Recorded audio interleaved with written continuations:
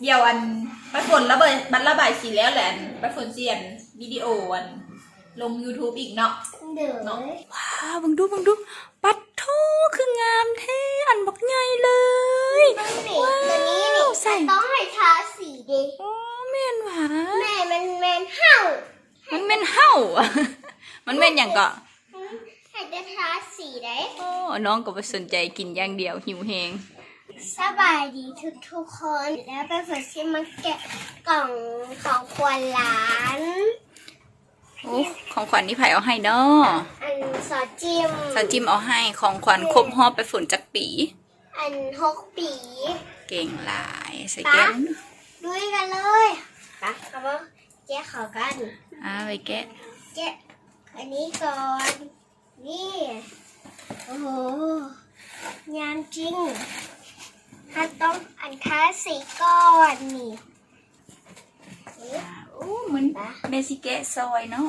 เสทางนี้ก่อน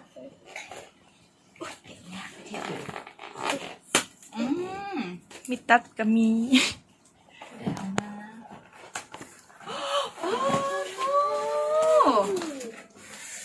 ว้าว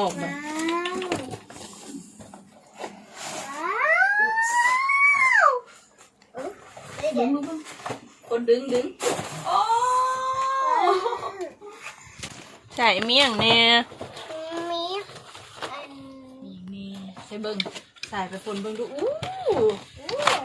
มันต้องประกอบเนาะต้องประกอบป้าทำประกอบกันเลยต้องทาสีก่อนได้ลูกจะประกอบได้ใส่จับสีขึ้นมาให้มูเบิ้งดูลูกนี่ใช่เป็นสีมีสีอย่างแน่นน่ะมีสีเขียวมีสีพิงค์มีสีเหลืองและสีแดงและสีฟ้าและสีส้มว้าวเนี่ยมันจะเป็นประมาณนี้เนาะทางในปิดประมาณนี้ให้ประกอบไปฝุ่นต้องระบายสีก่อนลูก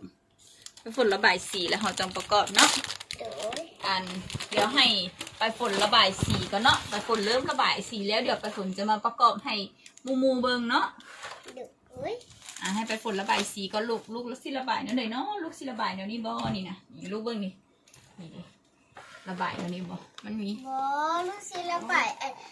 นนี้นะเอาระบายลูกสิระบายต้องระบายระบายดอกไม้ก่อนค่อยๆเกี่ยวสีอย่างนี้ไปฝนสีพิงค์เมสีระบายอันนี้น้ำลูกเด้อสีเลดเนาะต้องไว้ก็ได้แม่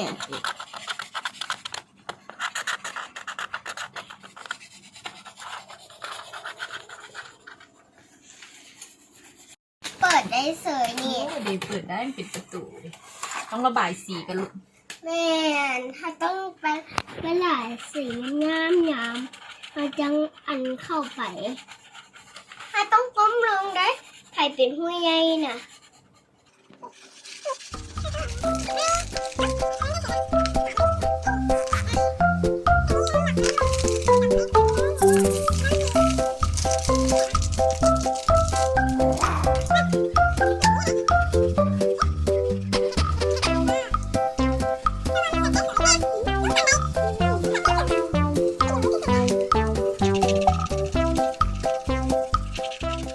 A few minutes later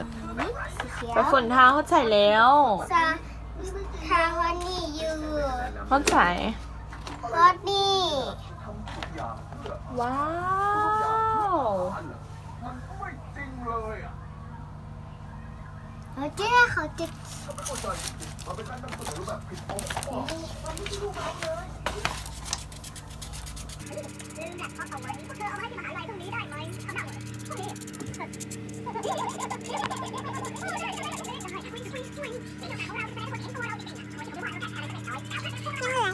1 hour later หลังจากเฮาระบายสีแล้วเนาะผลงานของปลายฝนก็จะประมาณนี้ออกเป็นแบบอันนั้นแน่หน่อยนึงสีค่อนข้างจะเจิดจ้าไม่รู้ว่าปลายฝนลูกโอเคซึ่งส่วนประกอบของมันเนาะก็จะมี ประตูเฮือนฝาเฮือนเนาะตัวนี้เป็นฝาเฮือนเนาะฝาเฮือนนี่มันประตูเฮือนอ่ะมาเริ่มประกอบกันเลยไปฝนเนี่ยเข้ามาลูกมามันเป็นจังไดเนาะเบิ่งดูนี่นะ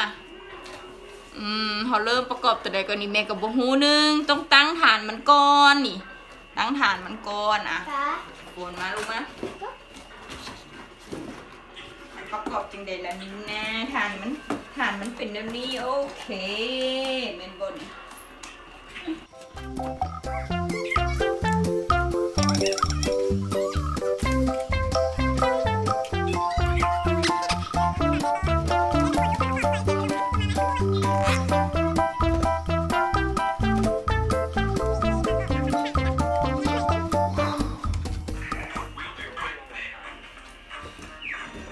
ประกอบได้แล้วเนาะ อันนี้มีอย่างอันนี้ประตูเฮือนสีสันสดใส ตอนนี้กำลังต่อทั้งข้างเนาะกำลังต่อทั้งข้างอยู่ เดี๋ยวขอก่อนถ้าจะเอาเขาก่อน เอาให้น้องเขาก่อนน้องตัวน้อยเขาไปเอา หน่อยแหละ ป้า หน่อยหน่อยใหญ่ ก็คือเลือด ก็สิไปสิ เย้ตัดขากดเอาไปเอาไป ยังโมเมนต์ยังโมเมนต์ อันนี้คือหลังคาอันนี้คือปองไฟ อันนี้คือปองเลี้ยมอันนี้นี่เดิมอันนี้ประตูไม่สามารถอัดได้มันมีสีด้วยอันนี้กระปองเลี้ยม อันนี้เอาไว้สามารถบิวได้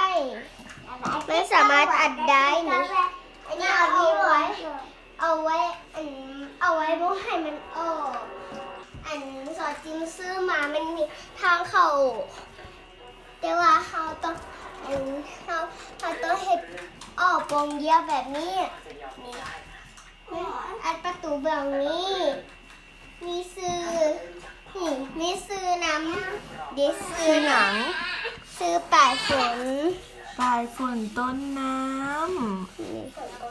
คลิปนี้ก็จบไปแล้วมื้อหน้าแป๊บฝนที่ถ่ายคลิปมือให้เบงบ๊ายบาย